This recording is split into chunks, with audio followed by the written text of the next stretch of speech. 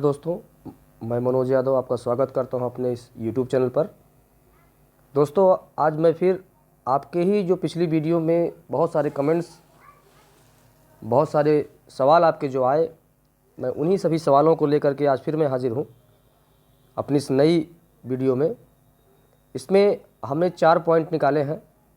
एक तो सबसे ज़्यादा वायरल हो रहा है कि अभी भी याची बन सकते हैं कि नहीं। इस पर भी हम बड़ा विस्तृत ही चर्चा करेंगे, क्योंकि हम दोपहर में ही आपको वीडियो बना के देते, लेकिन मैंने फिर से अपने वकील साहब से कंफर्म की। मैंने आपको बता ही दिया पिछले वीडियो में कि मेरी जो याचिका है वो इलाहाबाद में चल रही है 4054, जो तीसरे नंबर पे आप देख सकते हैं कॉज लिस्ट में 4054 है, मनोज यादव एंड 36 अदर्स। आप चाहें तो आप देख सकते हैं। तो मैंने वकील साहब से कंफर्म की कि अभी भी लोग याची बनाने के लिए मैसेज बार बार कर रहे हैं और पूछ रहे हैं कि बन सकते हैं कि नहीं। उस पर भी हम चर्चा करेंगे। और एक सबसे ज़्यादा प्रश्न और भी पूछा जा रहा है कि लाभ सभी को मिलेगा या याची को, इस पर भी चर्चा करेंगे। और सबसे महत्वपूर्ण पॉइंट है कि प्रश्नों के साक्ष्य की प्रामाणिकता क्या है।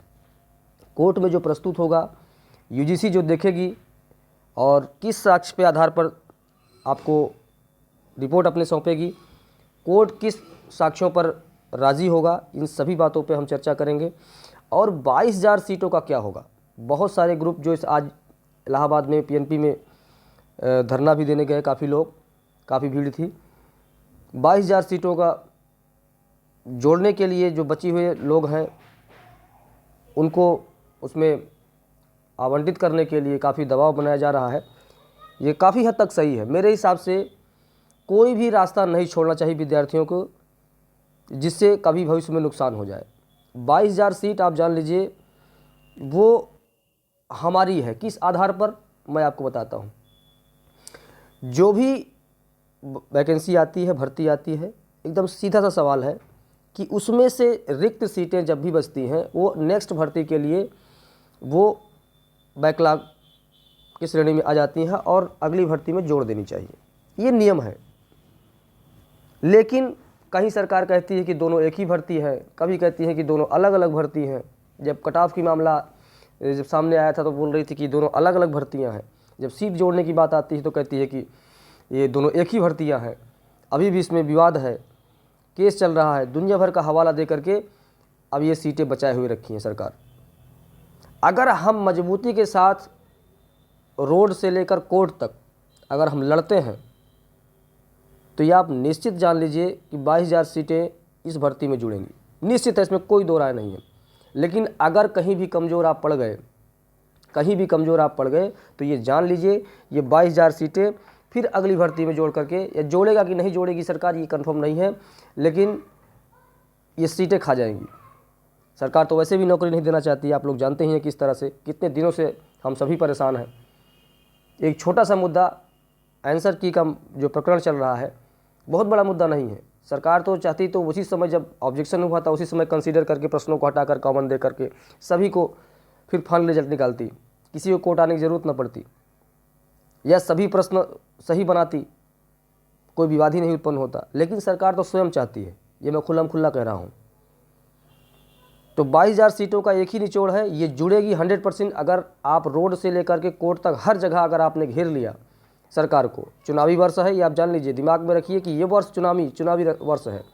विधानसभा का आगे चुनाव होने वाला है, चाहे जनवरी या फरवरी जब भी अगले साल लग जाए आचार संहिता, चाहे जनवरी में, चाहे फरवरी में, चाहे मार्च में 2021 में, 22 में, तो उसमें कुछ नहीं होने वाला है। जनवरी में जो होना है इसी साल होना है। 2021 ही आपके लिए है।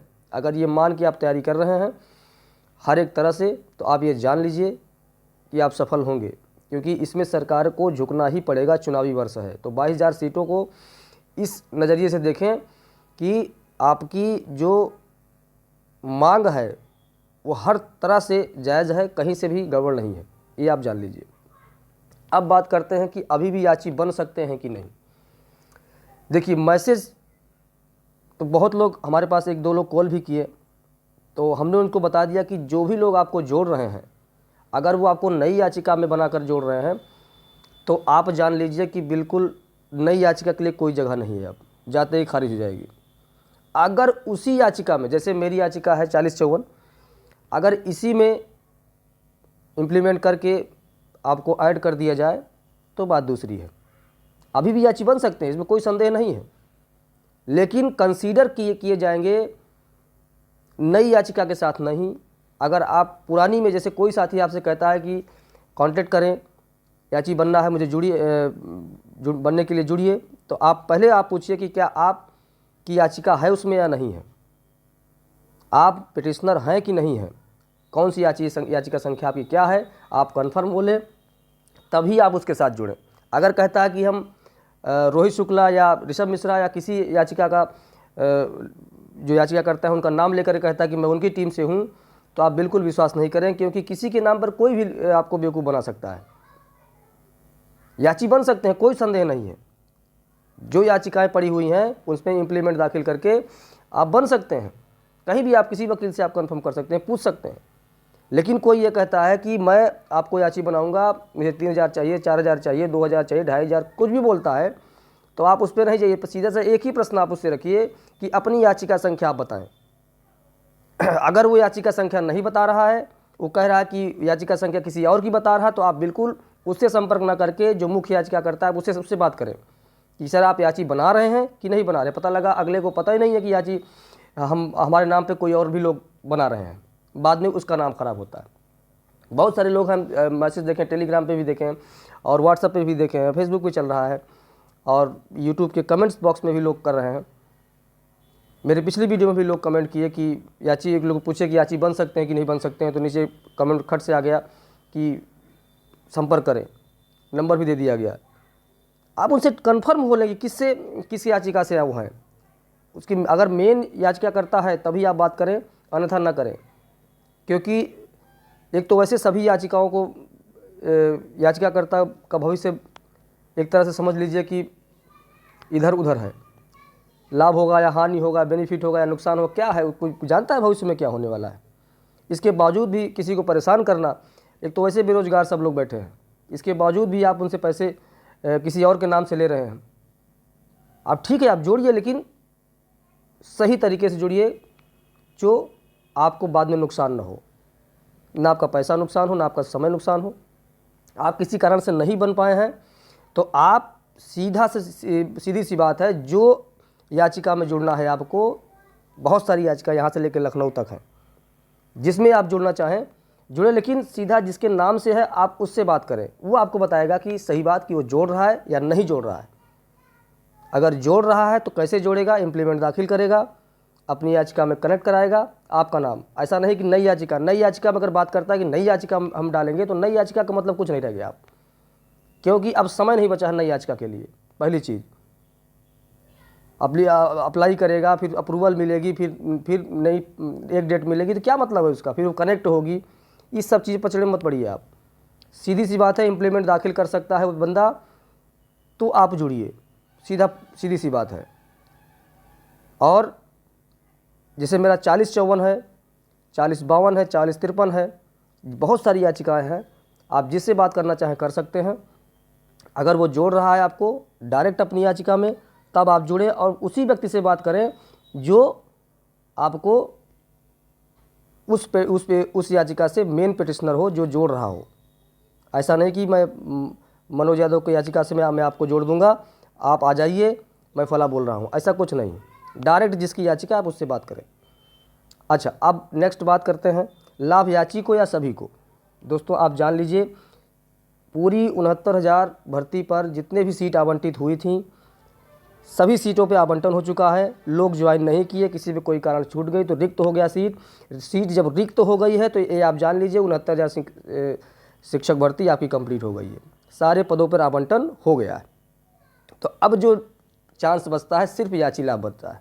ये मत सोचिए कि आप याची नहीं बने हैं और बाद में 4 प्रश्न बढ़ता है या 5 बढ़ता है तो सब पर लागू होगा, ऐसा बिल्कुल नहीं है।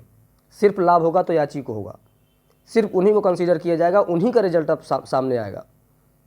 जब दोबारा रिजल्ट आएगा इस केस के बाद, तो ये आप जान लीजिए सिर्फ जो पिटिशनर हैं, जो याचिका करता है, जितने भी लोग उससे जुड़े हुए हैं सभी याचिकाओं से, उनका रिजल्ट चेक होगा और उसमें जो क्वालिफाई होंगे उन्हीं का रिजल्ट सामने आएगा, सबका नहीं आएगा। आप एकदम दिमाग से निकाल दीजिए।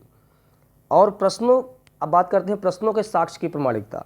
ये आप जान लीजिए कन्फर्म 100% दिमाग में रख लीजिए, कोई कितना भी कहे, चाहे यूट्यूबर साथी हमारा हो, चाहे आप हो या कोई विद्यार्थी हो, कोई साथी हो, कोई भी हो, आप एक बात दिमाग में रख लीजिए, अगर कहीं से भी प्रश्नों में डाउट होता, अगर हम लोग गलत होते तो केस 1-2 डेट में ख़त्म हो जाता। एक बात दिमाग में रख लीजिए कि केस कब का ख़त्म हो गया होता अगर प्रश्नों में विवाद नहीं होता। तो अगर प्रश्न सरकार के, जिसे सरकार जिसे बोल रही कि प्रश्न सही है, अगर ये सही प्रश्न होते जो सरकार की जवाब में है, सरकार की भाषा में, कि अगर प्रश्न सही होते तो आप single bench, double bench, supreme court, फिर वापस आकर डबल बेंच, फिर आप सिंगल बेंच में, कहीं से भी आपको नुकसान नहीं हुआ है। यहाँ तक कि प्रश्नों में कुछ वजन है, आपकी बातों में वजन है, साक्ष्य में आपके वजन है, जो आप साक्ष्य लगाए हुए हैं सभी याचिकाकर्ता लोग, क्योंकि केवल मुख्य पिटिशनर जो है लीडिंग याचिका वही खाली नहीं लगाए हैं, सभी लोग लगाए हैं, जितनी याचिकाएं हैं सभी लोग अपना अपना लगाए हुए हैं।